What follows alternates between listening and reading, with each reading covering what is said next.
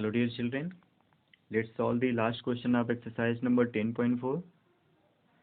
What is the question? The average height of 12 students in a class is 155 centimeter and the average height of remaining 18 students, remaining means बाकी बच्चे जो 18 बच्चे हैं ना, in the class is 160 centimeter. What is the average height of a student in that class? उस class के हर एक बच्चे का मतलब एक बच्चे का एवरेज हाइट कितना है?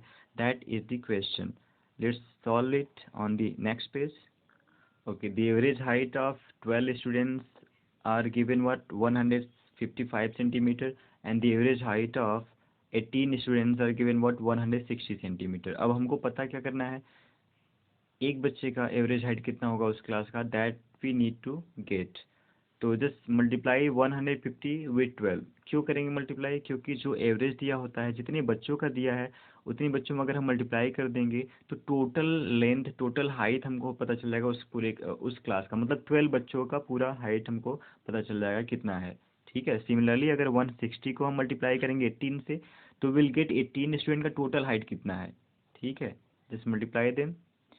Okay, when you multiply 12 to 155, you will get 860 centimeter total. 12 बच्चों का total height 860 centimeter and 18 to 160 multiply करोगे तो 2880 centimeter you will get.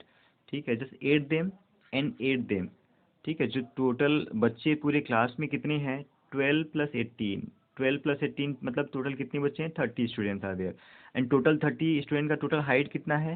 Just add it all. Unit place को यूनिट प्लेस पे लिखना है. ऐड करते समय आप हमेशा ध्यान देना ये. तो 0 0 ये हो जाएगा और 8 एंड 6 कितना हो जाएगा? 14 4 1 कैरी. ओके. तो total height of 30 students will be about 3740. अब 3740 टोटल हाइट है 30 बच्चों का, तो 30 बच्चों से अगर हम डिवाइड कर देंगे इसको तो we will get the average height of each student. Okay. Divide it. Okay, when we will divide this 3740 by 30, we'll get 124.6 centimeter. 124.6 centimeter. This will be the average height of each child of the class. Okay, so your answer will be, your statement will be what? So the average height of a student in that class is 124.6 centimeter. Okay, write all the statement properly. Let's move to the next exercise, which is time, speed and distance. Before doing the questions, let's understand with some example. Before doing the question of this exercise, you need to understand the formula properly. The formula is distance is equal to speed into time. D stand for distance, S stand for speed and T stand for what? Time. तो ये formula आपको हमेशा याद रखना पड़ेगा. If you are doing the question, you are solving the question, then this is the must. तो distance का symbol हम हमेशा क्या यूज करेंगे? डी. स्पीड का एस एंड टाइम का what? T. Okay. Now I am telling you the relation between all. क्या relation होता है? अगर डिस्टेंस दिया है तो डिस्टेंस मीन्स व्हाट? ये स्पीड और टाइम का मल्टीप्लिकेशन है. ठीक है. जैसे 6 यहाँ पे है तो 6 को हम क्या कह सकते हैं? 2 और 3 का ये मल्टीप्लिकेशन हो सकता है. ठीक है. 1 एंड 6 का मल्टीप्लिकेशन हो सकता है 6 ना. तो इसका मतलब यहाँ पे ऐसा वैल्यू रहेगा जिसका मल्टीप्लाई करने पे हमें डी मिलेगा हमेशा. ओके. चलो कुछ अंडरस्टैंड करते हैं एग्जांपल और लेकर. सपोज इन दिस क्वेश्चन ना distance is given and speed is given, time is not given. ठीक है. अगर मान लो कि डिस्टेंस आपका दिया हुआ है, टाइम ये स्पीड दिया हुआ है, टाइम नहीं दिया हुआ है, मतलब 3 में से 2 दिया रहेगा, 1 नहीं दिया रहेगा. 2 are given and 1 is not given, then how you will find out? So उसके लिए फॉर्मूला क्या होगा? देखो एस दिया है आपका, डी दिया है, तो डी आपका इक्वल के इस साइड है, इक्वल कर दिया यहाँ पे. एस क्या है? यहाँ पे है और बीच में क्या है? मल्टीप्लिकेशन है.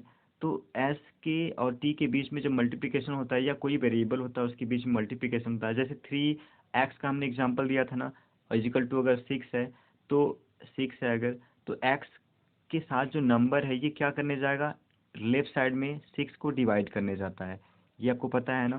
सिमिलरली टी और एस दोनों वेरिएबल, हमको वैल्यू नहीं पता है इनका. ठीक है. तो अगर टी दिया हुआ है, स्पीड नहीं दिया है हमको, या स्पीड दिया है टी नहीं दिया है, दोनों में से एक नहीं दिया होगा. जो नहीं दिया होगा उसको हम क्या करेंगे? उसी साइड रहने देंगे क्योंकि उसको हमको पता करना है, जो दिया है ना वो जाएगा इससे डिवाइड करने इधर। ठीक है,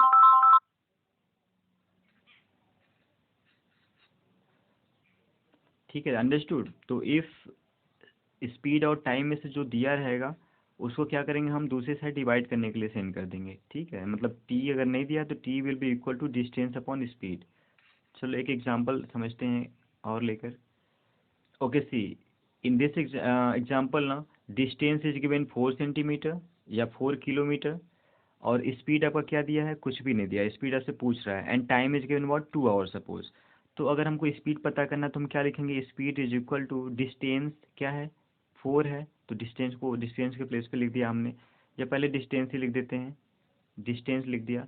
और डिस्टेंस को डिवाइड करने क्या आएगा, जो 2 के साथ नंबर है, व्हाट इज दी नंबर, या what is the variable with T, it's yes.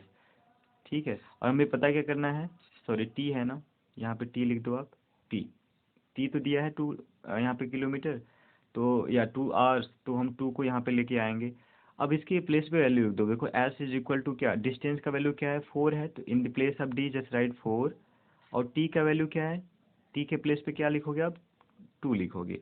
अब 2 को 4 से डिवाइड कर दो, मीन्स 4 को 2 से डिवाइड कर दो तो क्या मिलेगा आपको, 2 मिलेगा। तो इसका मतलब स्पीड क्या है, 2 किलोमीटर पर आवर आप इसका स्पीड है। ठीक है, see the question, first question, distance is given 60 kilometre and time is given 3 hours, what is the speed, speed पूछ रहा है, ऊपर देखो आप, स्पीड को पूछा जा रहा है, तो what will be speed, तो आप फार्मूला लिखो, d is equal to speed into time. ठीक है, जिस फार्मूला आप लिखोगे पूरा लॉन्ग में लिखोगे, डी की जगह पे आप डिस्टेंस लिखोगे, एस पे स्पीड और टी पे टाइम लिख दोगे पूरा पूरा। And distance is given what 60, 60 kilometre दिया है तो 60 लिख दिया हमने। And speed is not given anything ना, तो स्पीड को ऐसे ही लिख देंगे हम।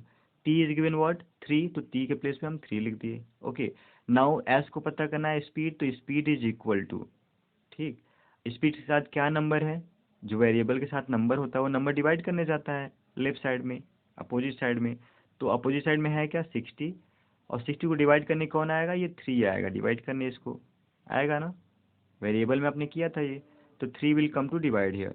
तो S will be equal to, अब इसको आप डिवाइड कर दो, 3 2 जा 6, और एक जीरो बचा वहाँ पे तो 20, इसका मतलब the speed will be what 20 किमी।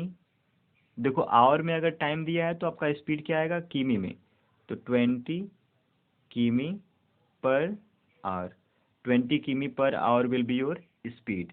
ठीक है, एक और क्वेश्चन करते हैं, let's solve the last question. The distance is given 7000 kilometre and time is given what 18 hours ना, डिस्टेंस 7000 किलोमीटर और टाइम 18 आवर्स दिया है, तो आपको पता क्या करना है स्पीड, क्योंकि एक क्वेश्चन ऊपर वाला सारे चारों क्वेश्चन के लिए अप्लाई करेगा, स्पीड ही सबका पता करना है। तो 2 क्वेश्चन मैं कर रहा हूँ, 2 क्वेश्चन आप खुद से करोगे। तो right the same formula, distance is equal to s into T.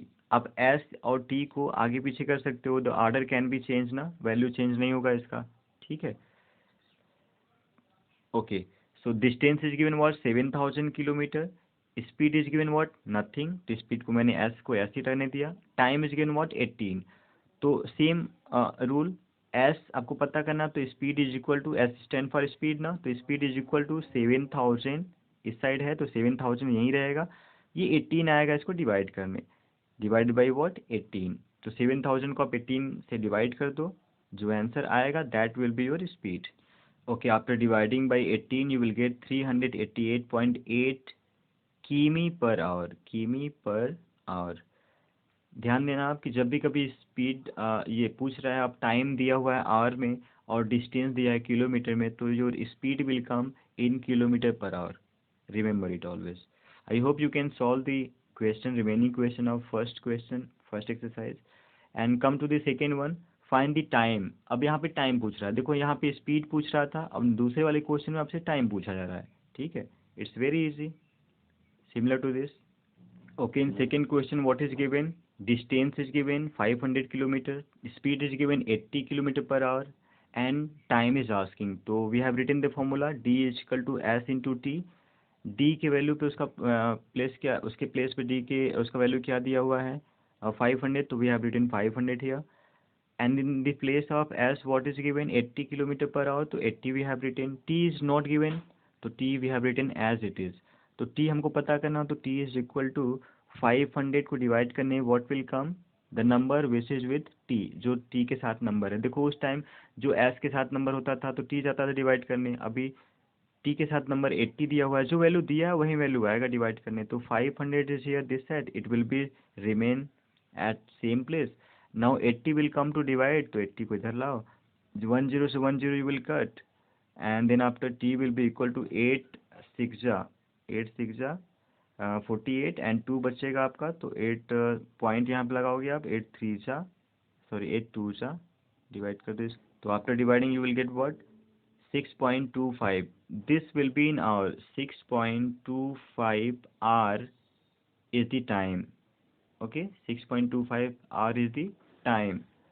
Now solve the remaining question. I hope it's very easy, you can solve it without getting any problem. Formula आपको remember होना चाहिए, जो दिया है उस value से आप divide कर दो डिस्टेंस को, ठीक है।